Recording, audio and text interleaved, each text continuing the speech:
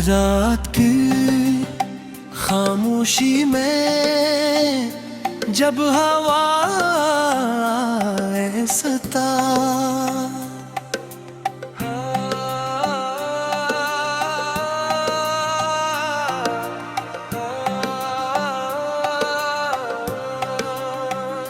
मेरे दरवाजे से टकराती है तो यूं लगता है जैसे तेरी याद घर में दिल को आवाज दे। नहीं हो मैं खिड़की के पास बैठ कर चांद को देखता हूँ, मगर इसकी रोशनी भी आज दास लगती है। शायद वो भी मेरी तरह किसी अपने को याद कर रहा है। मेरे आंखों में वही ख्वाब भी जिंदा है। ही नहीं हमने एक साथ गया था, मगर किस्मत ने इन ख्वाबों को हकीकत बनने से पहले ही बिखेर दिया। पर हर रास्ता तन्हा है, हर मंजिल खामोश है, हर दुआ अधूरी है और हर सुबह तेरे बगैर एक नई आजमाइश बनकर आती है।